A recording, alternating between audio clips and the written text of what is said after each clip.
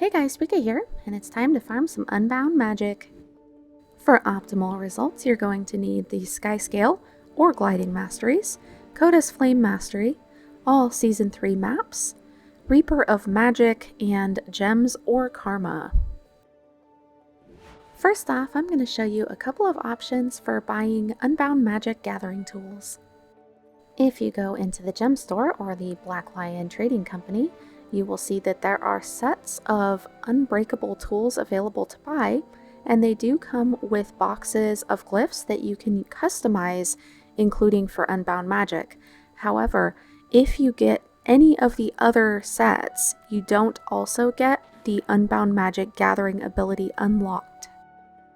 If you already have unbreakable gathering tools, you can just buy the glyph of the Unbound from the trading post if you have the gold. If you completed the story step Reaper of Magic, you won't have to worry about unlocking Unbound Magic Gathering. If you don't have the gold or gems to buy the unbreakable gathering tools, your other option is to buy consumable ones, which you can do in Season 3 maps. What you need to do is complete the heart quest for the corresponding NPC, and once you do that, you'll be able to buy the tools from them for karma. Just as with Bitterfrost Frontier, there is only one option to get the tools from a heart vendor in Draconis Mons. You'll need to go to the Ancient Hollow waypoint, do the heart quest there, and then talk to Zox. In Ember Bay, you have a couple of options. You can go to Caliph's Steps, complete the heart there, and then talk to Explorer Rack. Or you can head over to the Lava Flats, do the heart quest there, and then talk to Research Assistant Ula.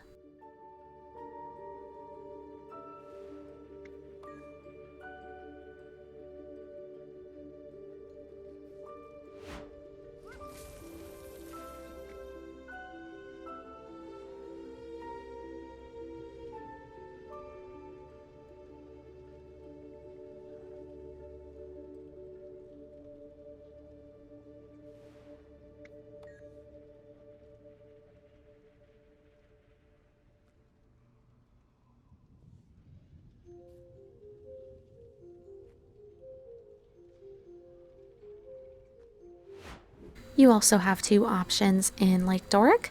You can either go to Fort Avenia, complete the heart there, and then talk to Exemplar Elon. Or you can complete the heart in Citrus Haven and then talk to Baron John Xander.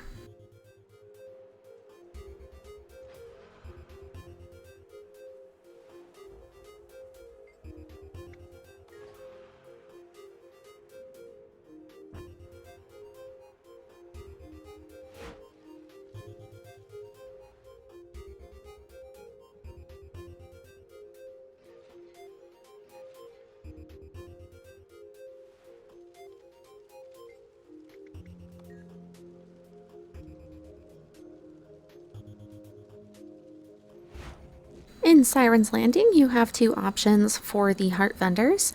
You can go to Lissa's Reliquary, complete the heart there, and then talk to Queen Bahar. Or you can go to Dwayna's Reliquary and complete that heart. The difference here, of course, is that Lissa's has a shrine that you can port to if you've unlocked that, and Dwayna's does not.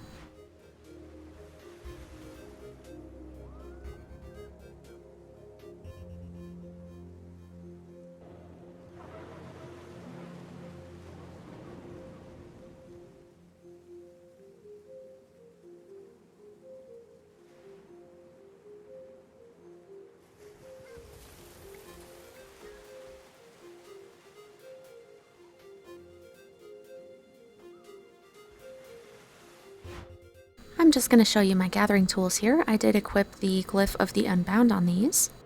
If you don't know how to change out your glyphs, just right click on your gathering tool and it'll give you the option to unequip.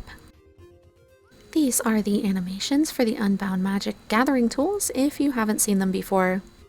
The animations for the logging and mining are still the fastest as far as I know, but you will want to switch out the harvesting if you have any transmutation charges to spare.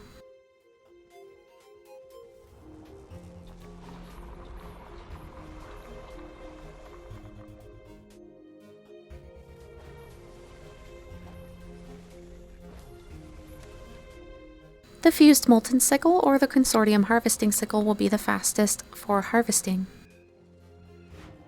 Now I'm going to show you how you can use Living World Season 3 currencies and turn them into Unbound Magic. You can gather Winterberries by gathering the bushes themselves, doing the heart quests and buying them for karma from the vendors, and of course from doing the Return to Living World Season 3 achievements. You will also get some of the map currency for map completion, which is true of all of the zones, and that is going to be a one-time reward just like the Return to achievements. Once you've gathered your Winterberries, go ahead and put them in your inventory and eat them. Next we have Bloodstone Fen, and we're going to be hunting out Blood Rubies. I do recommend using Blishhead or Taco markers for the Blood Ruby farm, and for all of the currencies, but if you aren't interested in that, you need to just fly or glide around and look for the Bloodstone crystals to mine. Bloodstone Fen, if you hadn't noticed, does not have any of the heart quests to complete, so you do have to just farm these outright.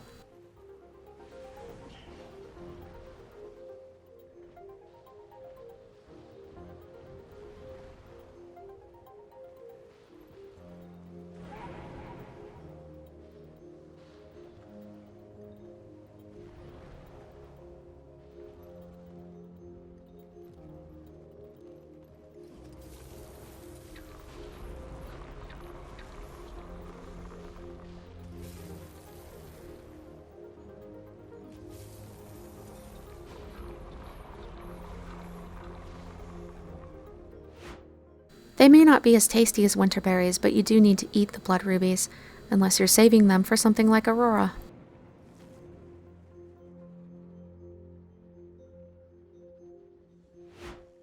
In Draconis Mons, we're looking for primordial orchids to chop down, and you're not crazy if you don't get one of the fire orchid blossoms. They don't always drop. Thankfully, there are 4 heart vendors that we can use to supplement our supply.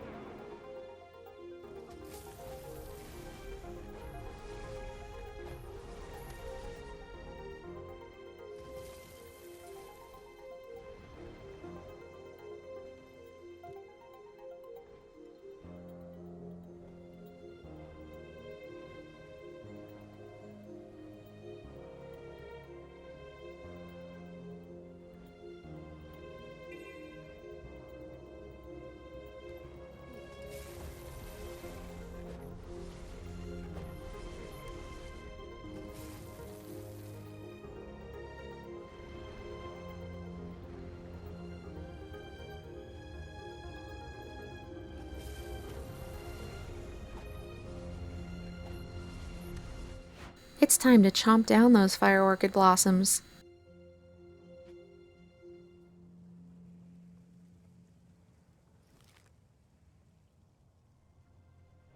We're now in Ember Bay for some Petrified Wood. This zone actually has 5 heart vendors that you can use to supplement your supply.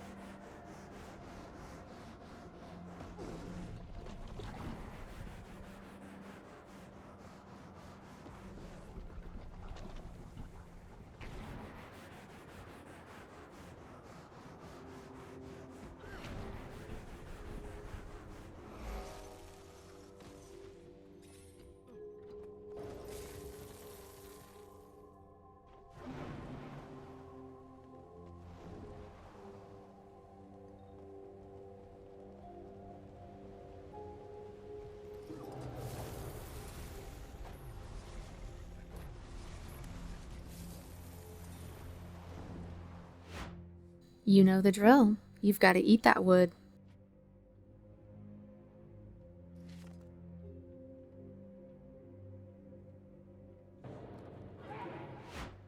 We're in Lake Doric for some Jade Shards, and in this zone we actually have 6 heart vendors that can sell them to us.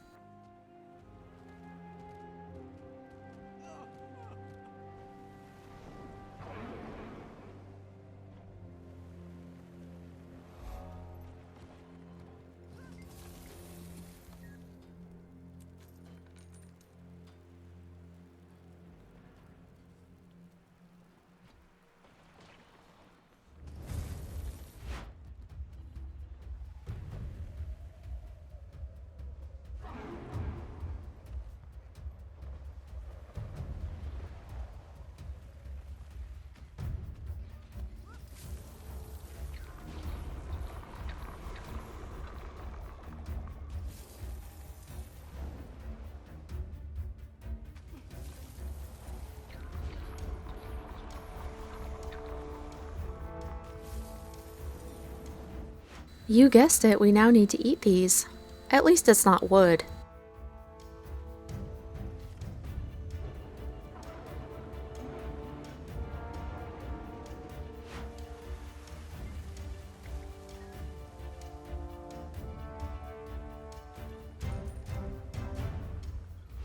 Last but not least, we are going for some Orrian Pearls in Siren's Landing.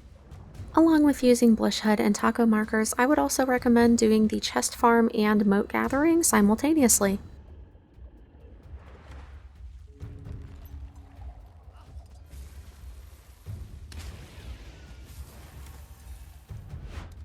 Thankfully, after shoving wood and shards down your gullet, pearls will be much easier. You may have noticed that there are some sort of orbs floating around. They're kind of purplish violet, and when you gather them, they will give you Unbound Magic. I call these cotton candy, and I like to imagine when I'm gathering them that my mounts are just eating cotton candy. In Bitterfrost Frontier, you're going to have 2 main places to go for these. One is going to be underneath the little town. The iceberg is sheltering some cotton candies. Just look around in the crevices and try to avoid the enemies. They're not very friendly. If you don't have the underwater skimmer unlocked, I would recommend either using movement abilities that you can use underwater or just skipping these because it's not a huge deal. The other location for the magic motes is going to be in the trees, which I will show you later when I do the chest farm, and I would recommend doing those simultaneously.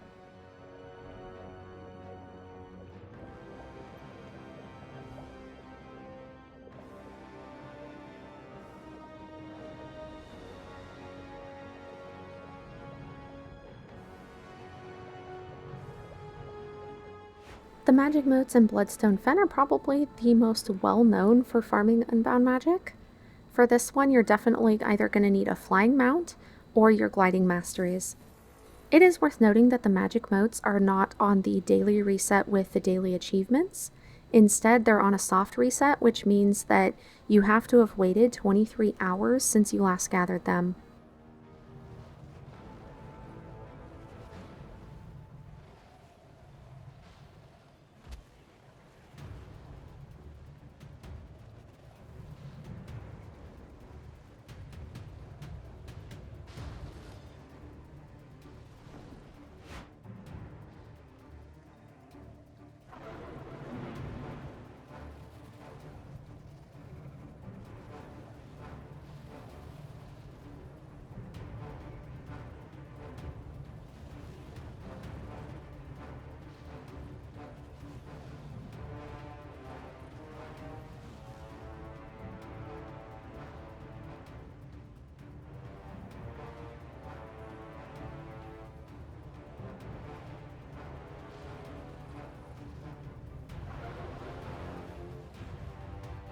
The magic motes are sort of scattered around in Draconis Mons, but I'm going to show you one location where there are plenty of them.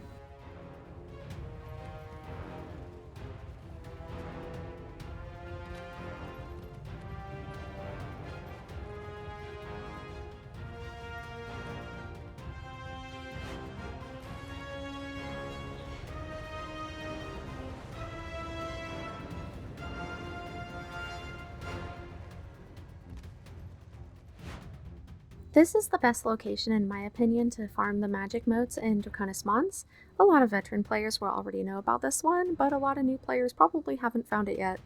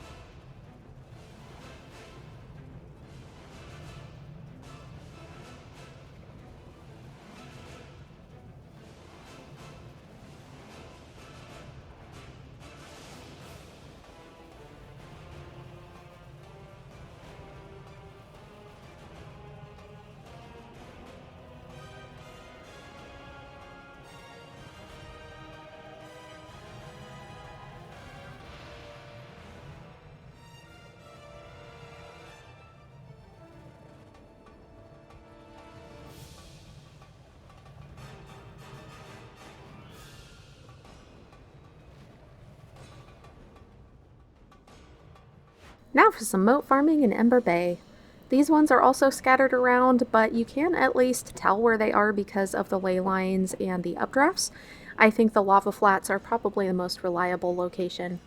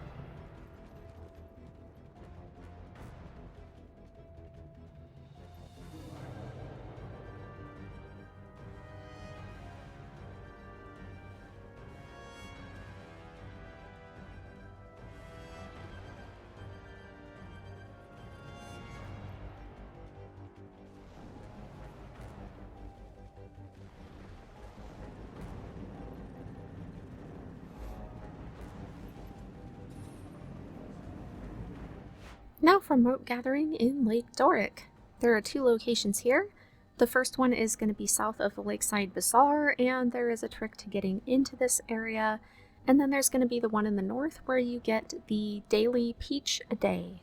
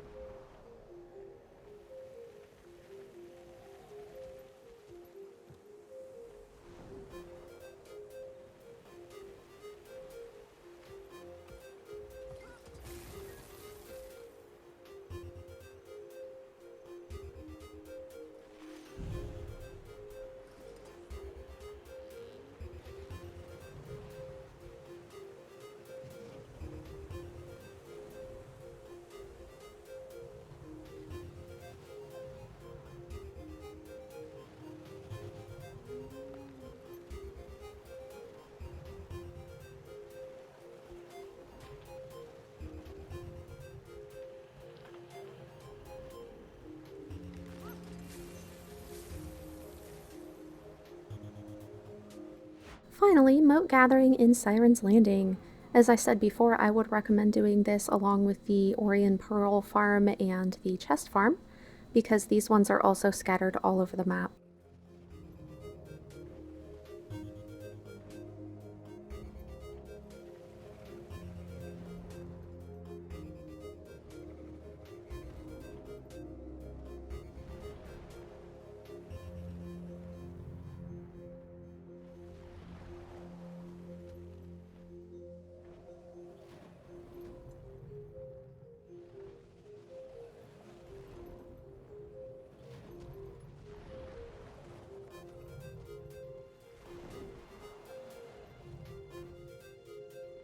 Now for dailies and events. I'm combining these even though they are two different methods because a lot of the dailies will involve events. Each of the Living World Season dailies is going to give you 3 of the chests that will also include some of the currencies that you can eat for even more Unbound Magic. The daily I'm doing right now is for Abaddon's Reliquary in Siren's Landing, and it requires completing all of the heart quests in the map.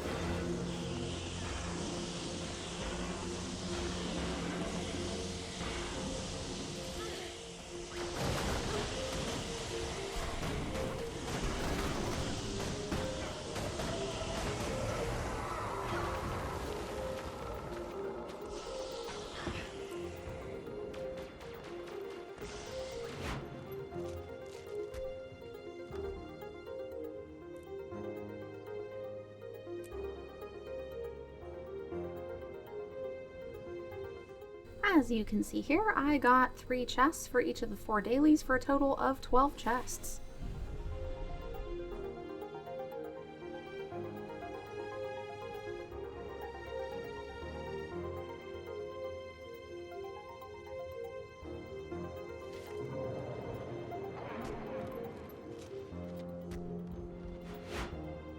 The most time-consuming and possibly the most rewarding method is the chest farm. This is not available in every one of the Living World Season 3 zones, but it is available in Bitterfrost Frontier and Siren's Landing. The Icebound chests in Bitterfrost Frontier will require the Coda's Flame Mastery in order to open them. If you have that mastery unlocked, you can go to the Brazier of Coda and grab a torch, and you're going to use this torch in order to melt the ice on the chests. If you're a slacker like me who has not gotten the mastery yet, and you happen to see someone else who has the torch and is melting the ice, you can follow them around and reap the rewards.